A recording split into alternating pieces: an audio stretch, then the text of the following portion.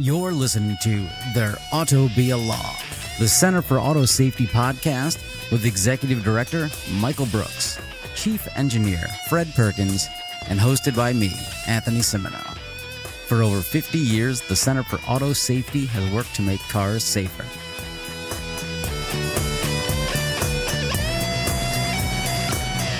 have to stop to recharge my car, but I did have to avoid a very aggressive Tesla driver who decided from the lane 3, the left lane, to say, hey, let me cut across all of these and cut over to make an exit where the exit is, it's that, I don't know, what is that called?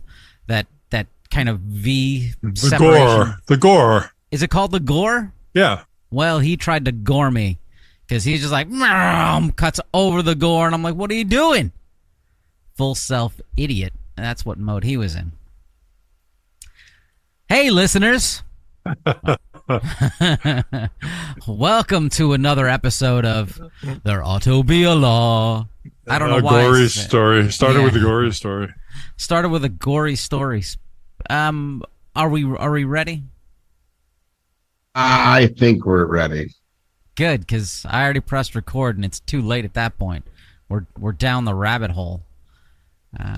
So we are committed. Let's get into the most important thing of the day, and not the Tesla trying to crash into me, but the California Public Utilities Commission is having a vote on July 13th. So the day this is published, this episode, if you're listening to this episode now and you live in California and it is not yet 11 a.m., you can go and view this meeting happening.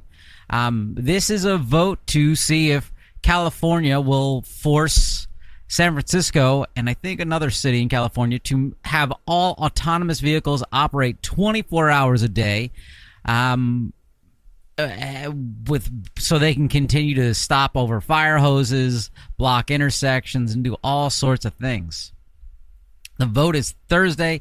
I guess it's just for the members of the California Public Utilities Commission. Can the public participate? The public can participate, and they should participate. I believe they can file comments prior to the vote, and I don't know about testimony at this point. You probably have to sign for that in advance, but this isn't going away. This issue is going to come up again and again. Wherever you live in California, at some point your city will probably have this come into play. And unfortunately, at this point, your city has very little say in what ultimately happens. It's going to be a decision made at the state level, regardless of the impacts you see in individual cities. So we have a link to the voting information for the California Public Utility Commission, and also we have a link to this fun article in MSN where it starts off. Please. That other city in California you mentioned is called Los Angeles. It's a well-known metropolitan area. Huh. Never heard of it. Yeah, apparently they don't have any traffic problems down there right now. So the whole idea of introducing any marginal additional problems due to self-driving cars it's got to be a good idea. I can't see any consequences at all of that. Tesla spontaneous or self-driving car spontaneously stopping on the 110 freeway. Don't see how that could be a problem. It won't happen. I mean, clearly these things don't happen. But anyway, so in this article in MSN we have a link to, it starts off, on a recent Friday evening, a driverless car pulled up alongside an outdoor dining shed in the Mission District of San Francisco, put on its hazard lights, and waited. As traffic began to pile up behind the vehicle, a man smoking a cigarette outside a nearby bar rolled his eyes. "I don't drive a car," he grumbled, "so I don't really care about these things." I assume since he's smoking a cigarette, he must be French, and it must be, I don't know, the 1940s. But that sentiment there of him saying, I don't drive a car, so I don't care about these things, is stupid. It's stupid because he is a participant in society. I assume he doesn't just stay on that one block on that one side of the street. I assume sometimes he might cross the street. Maybe he has a bicycle that he uses. while smoking cigarettes. Well, Maybe and he he's was sitting in an outdoor cafe, first of all, which is certainly not immune to automobile accidents, as we've seen a few over the past years. As you know, dining moved outdoors for the pandemic. I think we probably saw a few more of those types of collisions than usual. But I don't care. I don't drive a car. I mean, it's just. He does have an ignition source between his lips, so he might be interested in noting that 66 instances of interference with fire responses have been documented by the Washington Post since the Cruise vehicles started to operate in San Francisco. Well, keep in mind, it's not just our friend Kyle at Cruise and his company producing less than good products. It's also our friends at Google, Waymo, and Apple, and Amazon. Yeah, so there's a lot of people, that want to get between that guy's lips. I'm not really sure what that last part meant. But we'll let that go. Is this G-rated or what are we doing here? I don't know. But it's fascinating because so related to this is continuing our theme of everything will be better in the future. But right now, activists in the San Francisco area are fighting back against AVs in the most fascinating way possible. So we've talked about all the problems these vehicles have, and they found an interesting, very simple solution to stop these cars, disable them on the street. They put a traffic cone right on the hood. They just come up to one of these cars, find a traffic cone. They're everywhere. There's literally 22 of them right outside of my building right now. And they grab one and they put it on the AV, and the AV just stops, which is good because you can control where it stops, as opposed to now where they just give up wherever they want. No?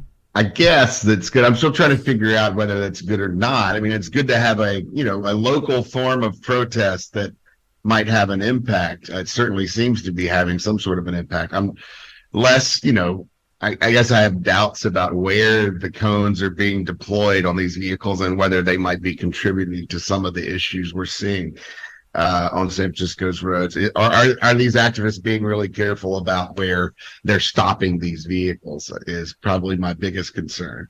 But if, it's good to know that the Cruise AI or the Waymo AI, I'm not sure what, maybe working on both of them, is picking up traffic cones.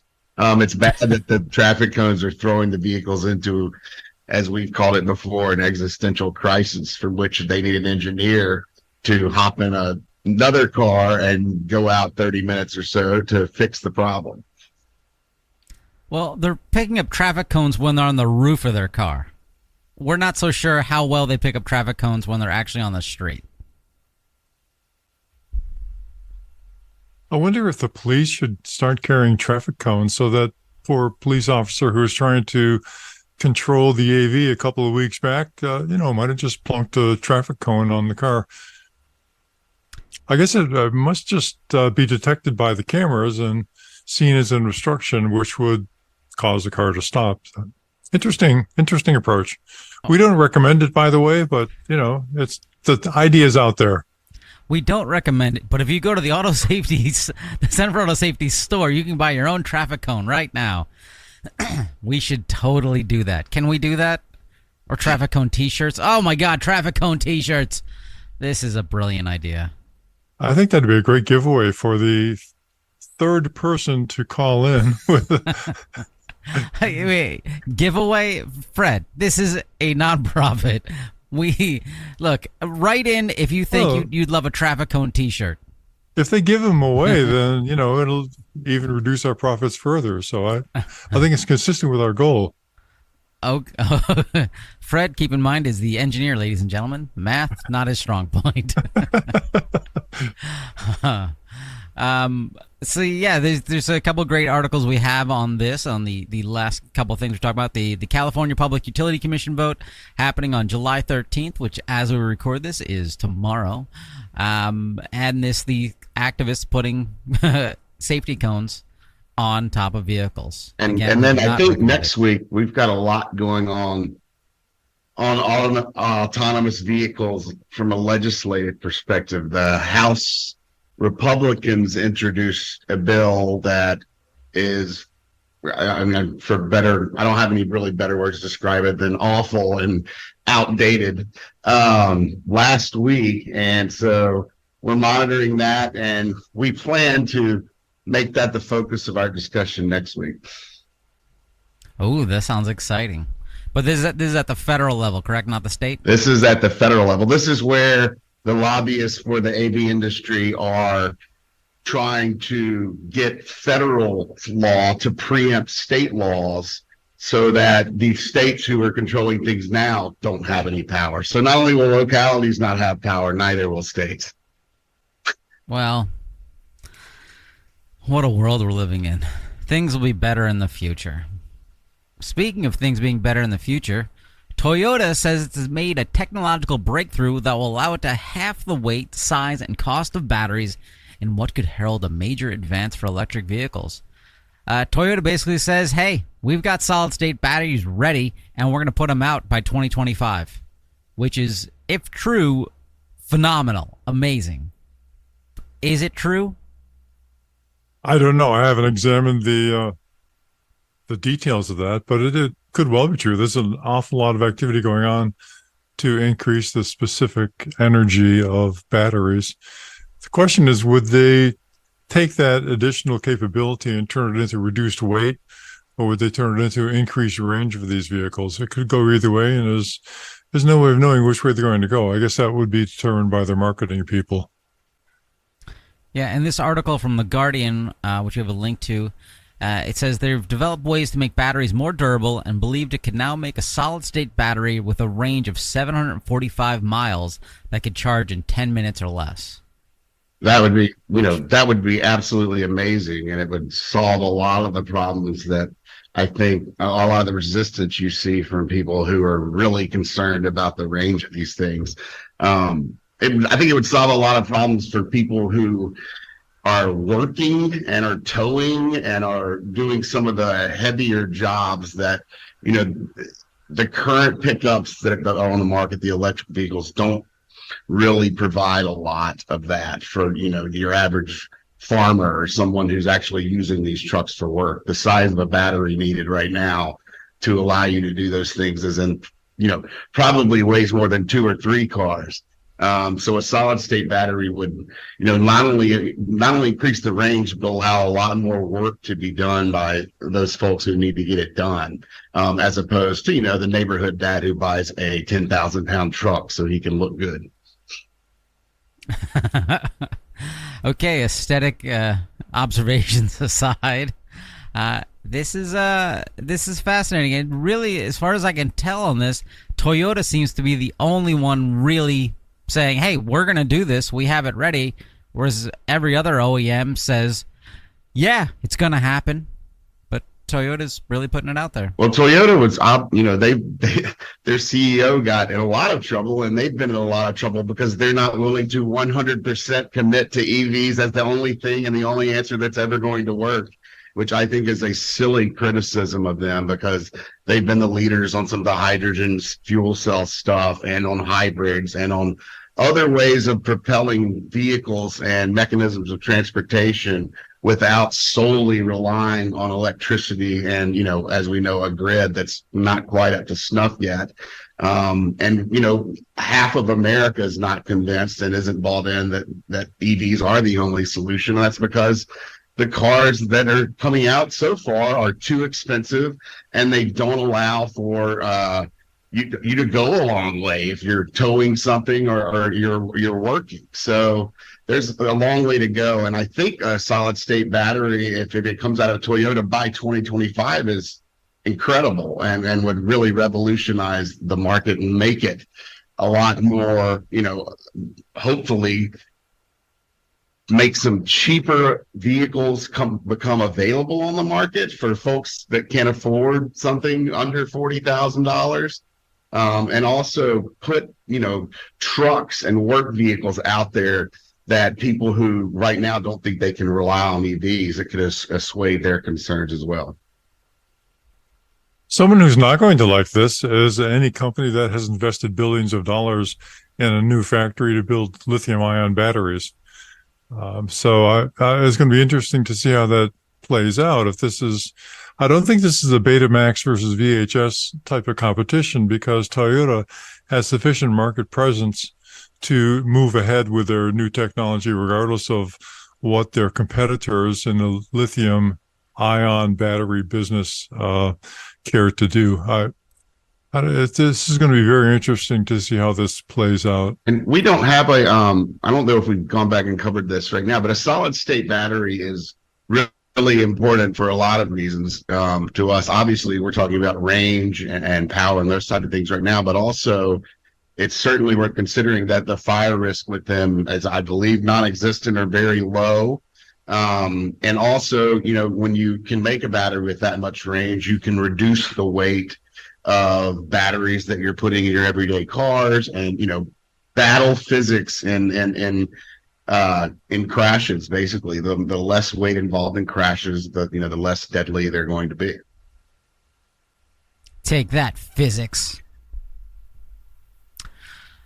We got an article from the New York Times about why car repairs have become so expensive.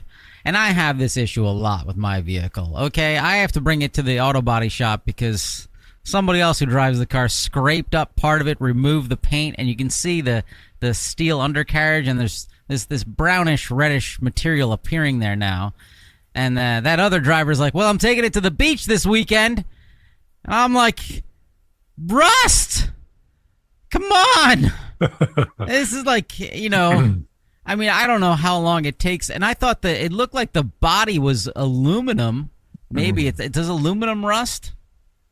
Aluminum does not rust. So it's not aluminum. Okay. Not aluminum. Nope. You got your basic rust bucket there. But, you got to consider that this is a small price to pay for the fact that he did not get the damn motorcycle. No, he didn't do it. He doesn't have a driver's license yet. No. No, he does not have a driver's license. It's the other driver who's tested out our automatic emergency braking field of view, and we find that isn't as great as it should be. Yeah. So anyway, there's a scrape, and I know taking it to the auto body shop, they're just going to be like, that's $500. And I'm like, really, just give me an angle grinder and a can of spray paint, and I'll do it. But I've never used an angle grinder. Did they propose at any point to charge you $42,000 for a bumper repair like they did the poor guy in the article with the Rivian? No, thankfully, no. I haven't even brought it in yet, but no. So this article in the New York Times basically talks about how cars are becoming more and more like computers, and so any little injury you have to the car. So what Michael just talked about. So this guy bangs his Rivian up, which is a high-end electric truck that weighs 3 billion pounds. And so it's going to, hey, you want to replace your bumper? That's $42,000 because you're not replacing just the bumper. You're replacing all of the cameras that are in there, the radar that's in there. I believe Rivian has LiDAR. I don't know if that's in the bumper. The ultrasonic sensors, give everyone in the Rivian factory a cup of coffee. That's $42,000. It sounds like what would happen if you dropped your computer off of a balcony or something. It's just, I guess it brings home the point that these vehicles have so many electronics packed into them that you're not just hitting steel anymore. You're hitting an embedded electronic system every time there's a crash, and that's what's driving these costs. Yeah, it would be like if you dropped 42,000 computers out of your window. The price on this is amazing. I remember when I found out the field of view on our automatic emergency braking wasn't that great. I mean, insurance paid for it, but you see the bill that the insurance company says this is how much it cost, and I'm like, that's half the price of the car. This is nonsense. You guys are doing some weird math here. It didn't cost that much, but then it just gives the insurance company a justification to raise my rates a couple $100 a year. But yeah, so this is fascinating. They're saying part of the issue is because, well, in the case of Rivian, it's a new company and not enough people know how to do it. Which, fair enough, but they're also talking about repairing electric models is more expensive than repairing gasoline. because I lost my place in the article. You know, I should be able to do this. Well, I think now. it's more expensive to repair the electric vehicles for many of the same reasons. They're so new. The parts distribution isn't as as wide as what's been established with ICE vehicles over the year, and the manufacturers are somewhat new. Right, and it's with everything so integrated like that. I mean, you used to be able to just kind of use a part from one place and put it into another place. And I can't tell if both Michael and Fred froze or just Michael froze. Really, no. the past couple of years with the supply chain. And this suggests that, a lot of the arguments for electric vehicles are that they require less maintenance and they require, less hands-on time. But when you get in a crash, it may be that they require more because of the complexity of the systems and the sensors and things that are generally going to be available more so on electric vehicles at this point than on the internal combustion engine. Well, you've also got to recognize that all vehicles are not created the same. If you want a vehicle to be easy to repair, you have to build that in as a requirement for the vehicle. And conventional cars have been doing this for a very long time. Established car companies have been doing it for a very long time, and they've learned that customers are very unhappy if you have to rebuild the entire vehicle to change a spark plug. These newer companies are only just now starting to feel the growing pains of having to persist in the market rather than just pump something out for the early adopters. And I think this is part of it as well. That article goes on to say that there was some particular part that spanned the entire vehicle from the rear bumper to the front A-pillar, right? Which is the A-pillar for our listeners is the thing that basically supports the windshield and the roof, so the front of the car. That's a really dumb design to have to span the entire vehicle in order to replace a bumper. But this is something that companies grow into as they persist in a marketplace. If they're going to persist in a marketplace, I would guess that whatever insurance company financed the repair of this vehicle is going to be very circumspect about insuring their next Rivian truck. Time will tell, but time tends to move people towards design for easy repair. And his Rivian, that's one of the companies where every car they've ever manufactured has been recalled at this point too. This is unrelated, but yeah, I think Lucid. It's almost unavoidable if you're producing a small batch of all the same things. Once you have one recall that covers the design of the vehicle rather than manufacturer, it's going to cover your whole fleet. Because I saw a Lucid drive down my street the other day, and I just wanted to stop the driver and be like, "Oh, I'm sorry, that's just too bad. You spent $120,000 on a lemon."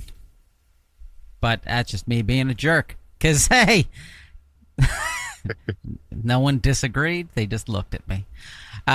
Speaking of being yes, please. Self-awareness is always a good thing, Anthony. Yeah, and mindfulness. Anthony needs to practice mindfulness. No, I'm just upset that I don't have $130,000 to spend on a car. What you don't like? Anyway. You don't like slow turtle mode? No, slow turtle mode I do not like. Limp home mode in my Ferrari. Limp home mode in my Ferrari is probably faster than my Toyota. Anyway. Speaking of lack of self-awareness and whatnot, another Tesla plowed into a fire engine on Highway 680 in Fremont, California. A Tesla plows into a stationary fire truck that is responsible to a multiple vehicle crash in Interstate 680, and the Tesla said, "We want to be part of the party. Come on, let us in." The Fremont Fire Department said one of its fire engines was on the northbound lanes of traffic at Auto Mall Parkway. Really? That's something called when it was hit by a Tesla Model Y. The Tesla driver unfortunately had to be hospitalized. No firefighters were injured, and it was not immediately known whether the Tesla was in self-driving mode at the time of the crash. So, Michael, forget self-driving mode, forget autopilot. How often do normal, average drivers just crash into stationary fire trucks? All the time. No, really? Yeah. It's very common. That's the stuff that Tesla's supposed to be fixing. But yes, I could, for as an example, we had a defect in Crown Victoria police vehicles where their fuel tank was incorrectly placed in the late 90s, early 2000s time period. And, police officers were routinely being killed and burned because drunk drivers and sleeping drivers, whatever they are, drivers not paying attention or colliding with these vehicles with blue lights, very clear object in front of your vehicle you shouldn't hit all the time. I mean, it happens all the time. And I think it's a really important part of training for all those folks is trying to keep an eye out for that type of thing, because it happens frequently. Because I've seen situations where you have a police car pulled somebody over for speeding, for example. They have them on the shoulder, and drivers who just drive in the right lane really fast still next to them, which is insane. The only time I've never experienced that was in the state of Montana, where everybody's doing, minimum 90 miles per hour. But anytime there was any car pulled over on the shoulder, everyone would get out and free up that lane, which I thought was amazing. And that's required in a lot of states as well. Move over laws, and it's important, and that's why those laws exist, because there have been so many injuries and deaths to emergency responders, and also this is part of road crews and working crews on interstates and other roads, protecting them as well. All right. So in this particular case, though, I mean, from looking at the video of it, there's 2 fire trucks, and they extend over 2 lanes, more or less. They already have traffic cones down, so it's not this kind of common scenario where we see on the shoulder, like just that, and they're hugging it. This is a pretty, hey, we're blocking a lot of traffic. There's cones. It's the middle of the day. It's sunny. It's very bright outside. I know you don't have exact data on this, but that seems it's obvious to anyone but a really bad driver or a really dumb computer or camera system on a vehicle that's not working properly. Don't you dare call Tesla dumb. My Tesla will fight you in a cage match. Sorry. I can't wait to watch that one. But it kind of runs into something else we were are thinking about discussing, which is, do you really trust your vehicle to make these decisions for you? I mean, do you trust a vehicle to make a decision as to whether or not you potentially kill and injure emergency responders? Or would you rather just, have the creature comfort of letting your car drive you home? That's something I think everyone should really think hard about before they turn on autopilot or any of these other systems, particularly when it appears that doing so could ultimately subject you to criminal liability, even though Elon Musk is telling you everything's fine and dandy. Right. I know anytime I have automated cruise control and lane keeping assist on the car, and my wife and I are on a long road trip, she gets very angry when she finds out that I have it on. But I still have my hands on the wheel. I'm still paying attention. Like, we were in this stop-and-go traffic, and I'm like, we're moving 5 miles per hour. I'm just going to put this on. And it's the car, unfortunately, its software is very kind of heavy on the brake. And so she's giving me this dirty look like, what is wrong with you? Why can't you drive? And I'm like, it's not me, it's the car. And that was the wrong answer. That was the wrong answer. I applaud your wife for being the everything in the family. Is there a right answer in that situation? No. You turn it off and say, yes, dear. Come on. Right, I know. I mean, at highway speeds, it's much fun. It doesn't do that. Like, it's much smoother. But yeah. So speaking of this, of people, hey, I want autopilot and full driving on all the time. There's a lot of items you can buy to ensure that your Tesla is driving itself at all times. They're called, you want to relieve your shoulder pain? Is driving too hard for you holding that steering wheel? That 10 and 2 not good enough for you? Well, you can get wheel weights or wheel knobs. Basically, hang a weight off your steering wheel. It convinces the Tesla that there's torque applied to the steering wheel. And for astute listeners, 2 weeks ago, Fred explained what torque is. He's looking at me like I can ask you again what torque is, and you won't. No. I'm really eager. I can go through that again. no, we've got better stuff for you. And so you can buy all these things to overcome the limitation, which is not much of a limitation. It's literally you can just rest your hands on the steering wheel. But is it Tesla drivers who are just like, hey, I believe that my car is better than these regulations? There are people. I would say There are it's people in the world who everyone. like to jump out of airplanes. Your turn. Go ahead. Yeah, I don't think it's just Tesla drivers. I mean, I think there's a combination. There are people who trust the vehicle. There are literally people walking this earth who think that Teslas can drive themselves, and they want to enable those vehicles to do so. And then there are people who, like, I assuming, are just lazy and don't want to deal with what is, driving's not fun. Some people enjoy cruising down, a beautiful highway in the sunset. And that's what you see on car commercials. But, driving in DC at rush hour raises my blood pressure. It's not something we all like to do. And as you know, Americans will sometimes take the easy way out. And in a lot of cases, I think this is just, folks who are lazy and don't want to drive home or want to, let the car pretend to drive while they play a video game or do something else. So Tesla, is not really directly involved here as the bad guy. There's a group that about 5 years ago, I think it was a while back, that was producing these little rubber implements called Tesla Buddies that you could put on the steering wheel to fool whatever the software was doing back then. This is just kind of another iteration of that. NHTSA actually ordered them to cease and desist sales of that product, although I don't think they really did. They just labeled it as for off-course use, kind of like GM does with the WTF mode on the Hummer, as though that somehow erases legal liability there.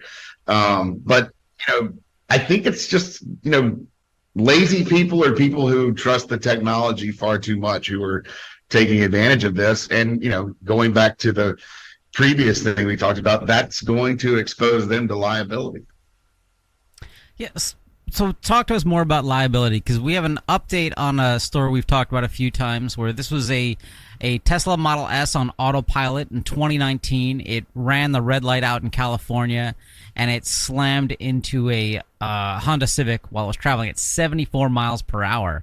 The person did this at night, and they were recently sentenced to probation, and they killed 2 people in this car crash. So how is it written now? I mean, is it because what's the law? Hey, my car drove it, my car did it, which my wife doesn't like that answer, but the judge seemed kind of okay with it. I think it's pretty clear under the law that if you're choosing to rely on a technology that's unproven to drive your car for you and you kill people, you're going to be held criminally liable in some form. Now, in this case, the guy didn't get jail time, I don't believe, or anything truly punitive in that way. But I'm not aware of what the average sentence would be, for instance, for someone who ran a red light and killed 2 people in the absence of this technology. It may be a very similar sentence. It may be, that they're not prosecuted because there's not that aggravating factor of the autopilot being turned on. I just don't know what typically California would do in that circumstance. But so it's unclear whether you're exposing yourself to any additional liability, but you can be held criminally liable in California for using and trusting autopilot and committing harm to other humans. Can the driver of the vehicle sue Tesla and say, hey, I was using your software and it failed? He could try if he wants to deal with the mountain of lawyers that Tesla's going to throw at him. That's going to be a very expensive case. This episode brought to you by the Mountain of Lawyers.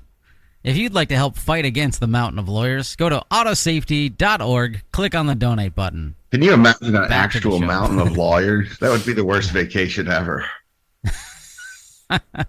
Don't go up here. The rocks are loose. Hey, oh, you got a sprained ankle there? All right, come here. Talk to me, buddy. Oh, how's that ambulance getting up this mountain? All right. I think, I mean, I don't know, Ted. Ted? Did I just call you Ted? Fred. Hey, Fred. Fred, your name's now Ted. I've decided that's what it is. I think let's go into the Tao of Fred. This is the Tao of Fred. Is it the Tao of Ted? I'm not. However that goes. I don't know. Ted's Taos. It's funny because the automated transcription software always refers to it as the towel of Fred, and I always have to fix that. So you're entering the towel of Fred. All right, so I have a question for you, Anthony. Oh no! So your car was identified the last 6 months in a row, parked for a half hour at your Aunt Edna's house the day before your rent was due, but no other time. What should we conclude from that data? She's totally my aunt. Okay, she's totally my aunt. Okay, look. Yep, that's what you should conclude from that data. Wait, what? Okay. Other conclusions could be drawn, but related to that, would you mind sharing with us, your listeners here, your credit card number, the expiration date, and the security code? Would you be so kind? No, I wouldn't, but somebody actually sent me a photograph of their credit card the other day, and I was like, oh, don't do that.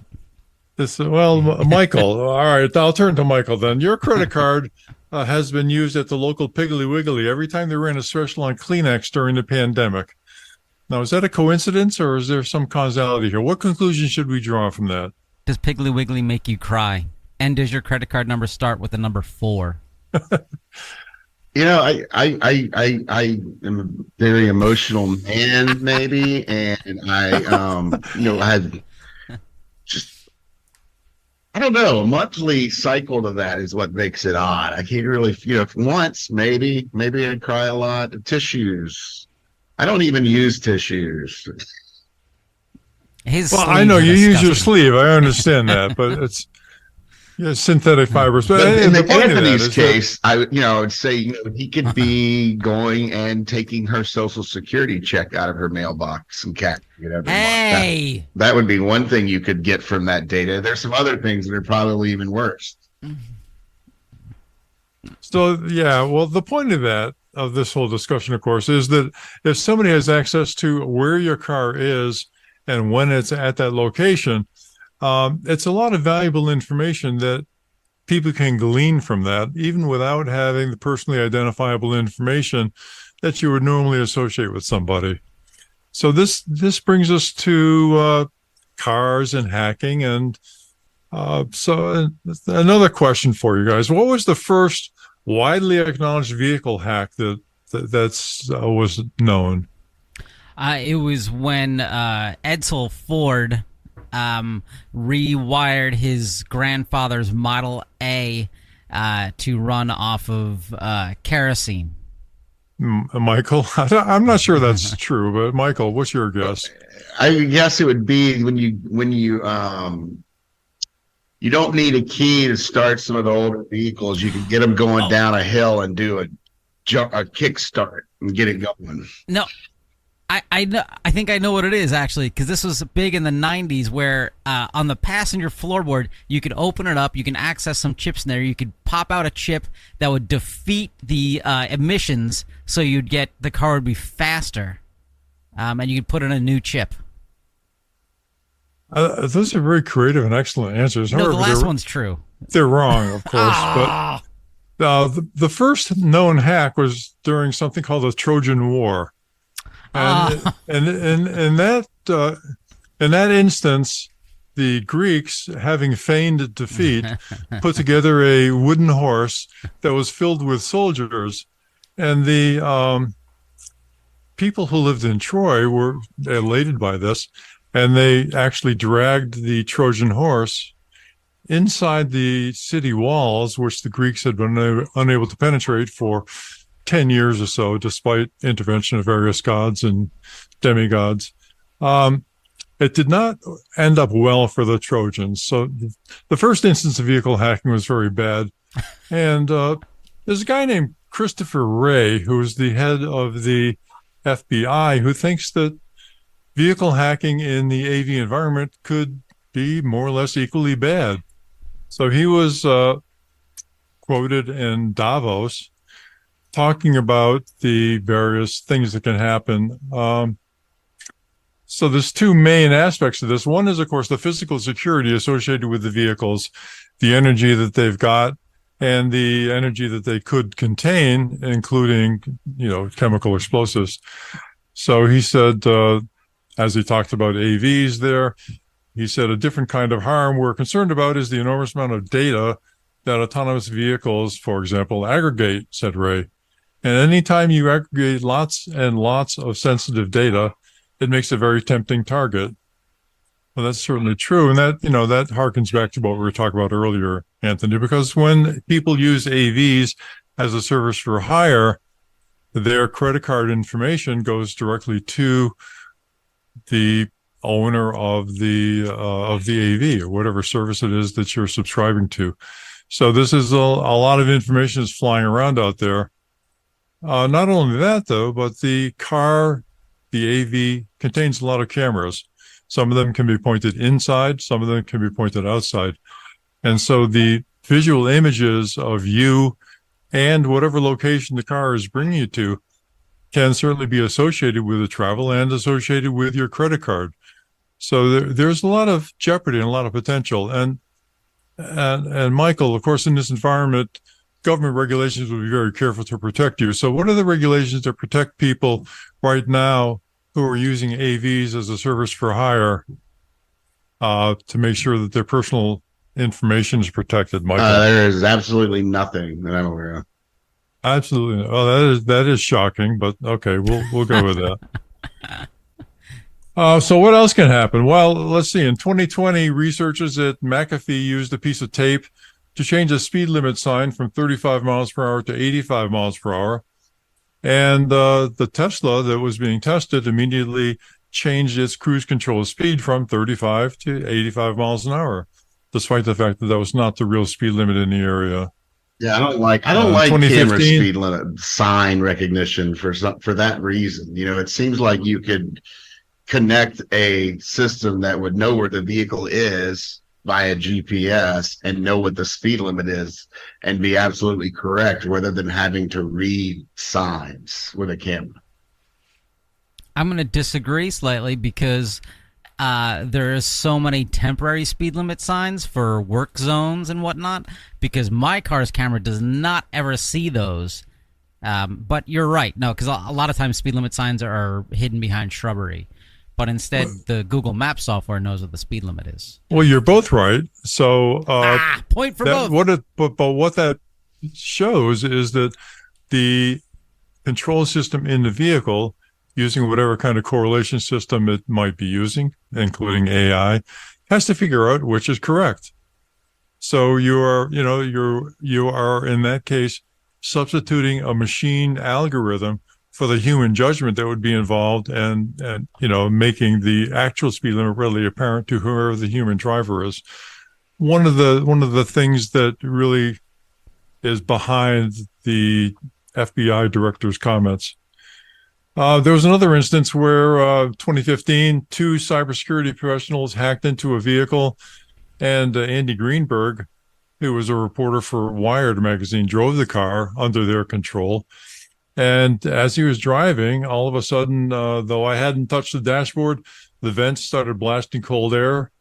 The radio switched to the local hip-hop station and began blaring Skilo. I don't know what that is at full volume, but Skilo is a game at amusement parks where you have like this wooden ball and you roll it up and try and get it into these hoops. Hard to see how that would be done at a hip-hop station, but I'll go with that. That's fine. You're not down with it. Then the windshield wipers turned on, and the wiper fluid blurred the glass.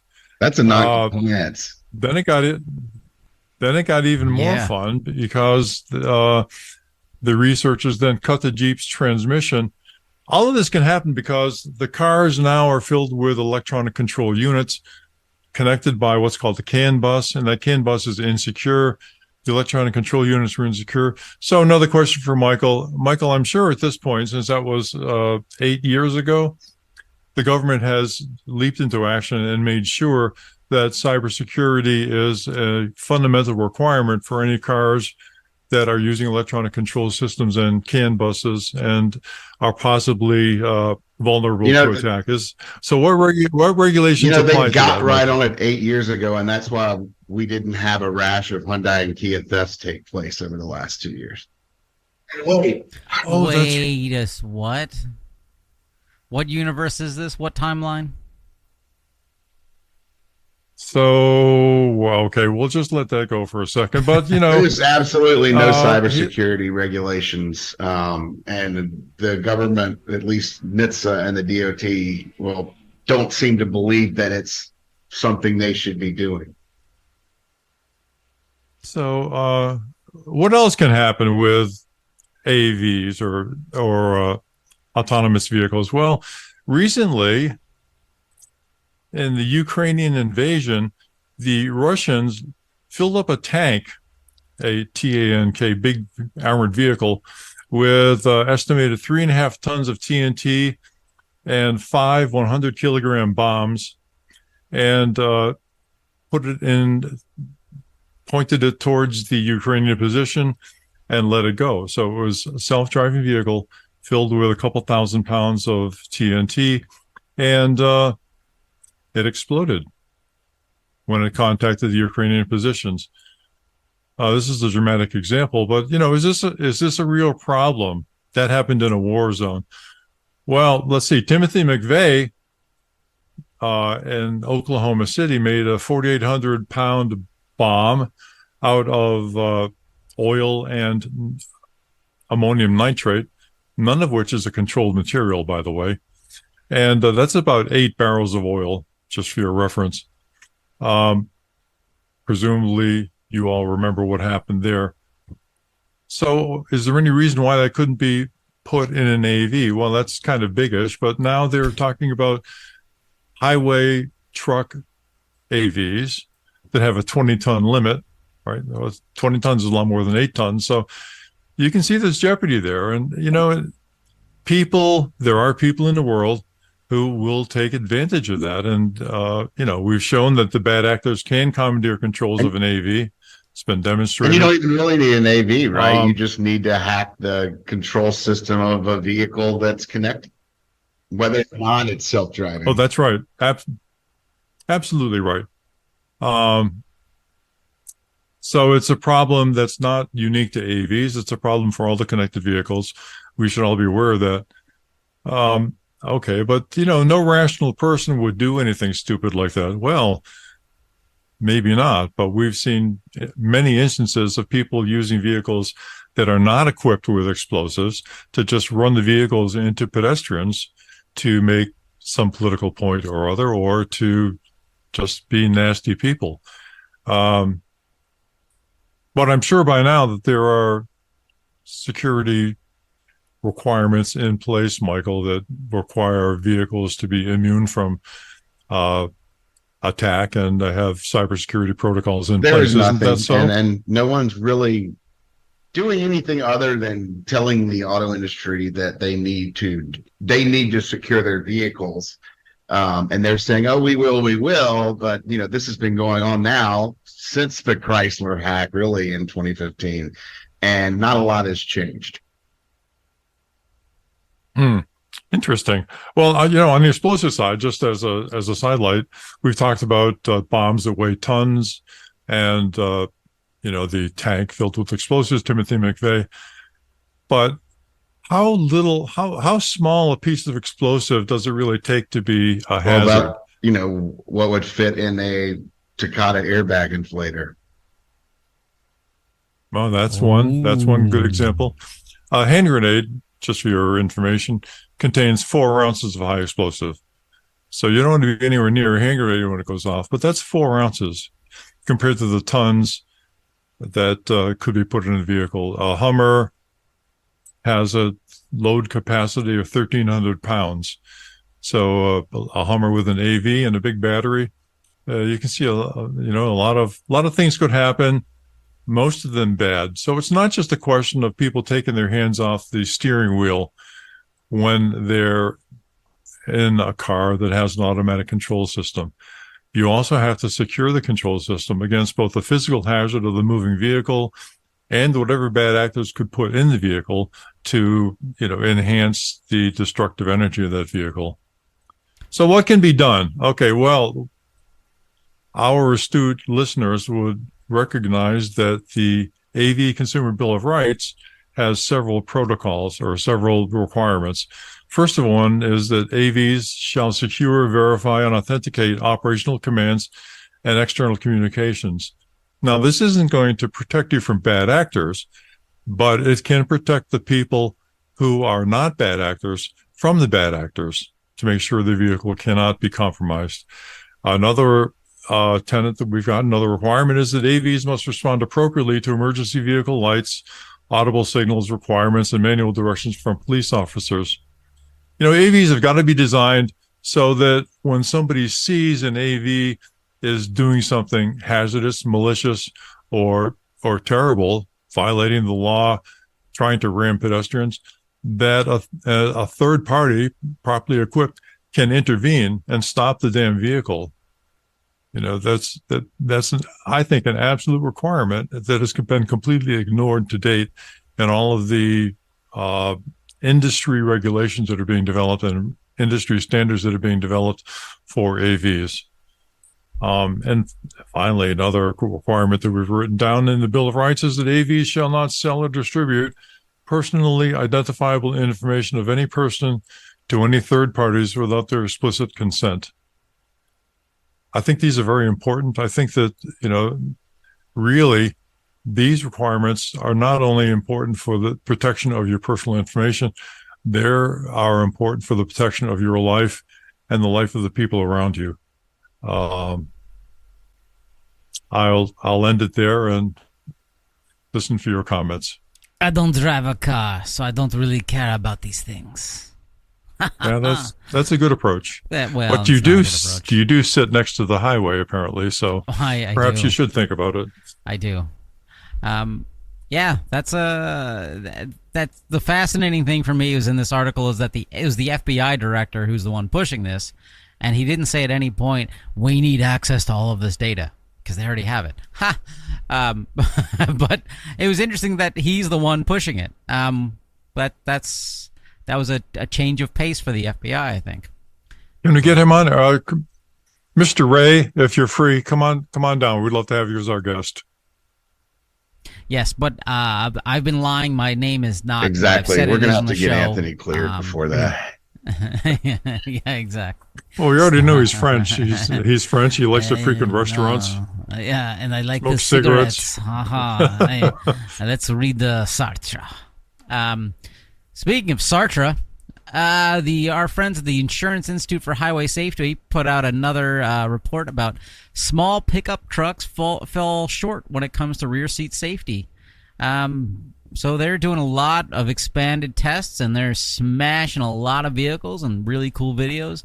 And basically, if you're in a small truck and you're in the back seat, it's not going to do out so well. So the Ford Ranger earns a marginal rating, and the Chevrolet Colorado, Jeep Gladiator, like really? Well, what kind of person do you have to be? I'm like, I want to buy the Jeep Gladiator. And the Toyota Tacoma are all rated poor. This is a different question. No, I don't care about rear seat safety. Really? You're a grown up and you're gonna buy a car called a Gladiator? Well, if you were a football player in the Washington Commanders, then I think you've got a consistent set of protocols. If I'm making football money, I am not buying that car. Okay, I got a McLaren. I don't even know what that is. No, I do. It's a McLaren high-end that car. Yeah. Okay. Anyway, that's kind of I think you have to smoke cigarettes for McLaren drivers. That's a problem that I think is it's really good that they pointed out. But if you look at those small pickups with the extra additional row of seating, inevitably you see a short bed on them. So they basically taken the normal model with the long bed and crowbarred a passenger seating area into that space, which, it clearly the vehicle wasn't designed around the pickup was never designed around the idea that we're going to have 2 rows of seating in it. It was meant to be taking loads from place to place, and seating was only really needed for a driver, maybe a passenger. But in the modern vehicle design and whatever demand there is for a giant family pickup that can haul loads and 5 people, in the world we live in now, where that seems to make sense to some folks, we've got this problem because manufacturers or even the smaller pickups want to add passenger capacity to them, and they're basically plopping passenger seating down where the where the bed of the pickup used to be, shortening the bed so you have even less carrying capacity, and they're selling them. It appears they need to do a lot more testing of their designs before crowbarring these things into position. And I don't know if either of you have ever sat in the back seat, the rear seat of these vehicles. They're not seats so much as they are posture improvement centers. It's a straight back, no cushion. I think we could have saved a lot of money, just not had Guantanamo Bay, just sat a bunch of people in the back of those for a bit, and I would have confessed to everything. I think there's room back there for your. AR-15 and your rakes and hose and things, but I don't think too many human beings are ending up back there. I did want to point out that these tests they did that showed the unsafe back seats were with unloaded pickup trucks. So if you had a significant amount of weight in the back of the pickup truck, it's only going to get worse. That would not help. Right. That would make things even worse. Yeah. Yeah, because of this show, I'm afraid to put anything in my car. Because anytime I put something in there, I'm like, oh, this is a projectile. So I only put cotton candy in my car from now on. Good. Recall time. That's progress. My dentist agrees. Honda of America is recalling potentially 124,077 vehicles. They are the 2020-2021 Honda Civics, 2020 to 23 Honda Ridgeline, 2021 to 23 Honda Passport. You can read all this. It's some Acura MDX. And the description of the defect is the brake master cylinder may have been improperly fastened to the brake booster assembly during production, resulting in loose or missing tie rod nuts. We installed this on a Friday, and it was Bob's birthday, and we were all really looking forward to go down to we're going to get drunk, and look, we messed up that night, okay? Okay, look, this is what happens. We're a non-unionized shop. That was a lot there at once. Well, no, in this case, it's pretty late model Hondas, and a lot of them, not an extreme amount, but 124,000 Civics, Ridgelines, Passports from around 2020 through 2023. So let's see, that's a small Civic and then a pickup and an SUV, and that's a brake failure with I think there's a tie rod missing a nut. And Honda appears to have figured out that these nuts might be missing around 2020, but they seem to be, at least in the Part 573, blaming the supplier a little for the problem, because they are noting that they corrected the supplier in 2020, and yet this problem appears to have continued into the present. So it results in basically your brake booster and your master cylinder, the tie rod that connects the two, separates, and you completely lose braking, or it's very diminished. So that is certainly something that we want our listeners to be on the lookout for, because I guarantee you there are a couple that own one of these vehicles. Right. Our friends at Mercedes are recalling a little more than 8,000 vehicles for the 2022-2023 Mercedes-Benz C300, AMG C43.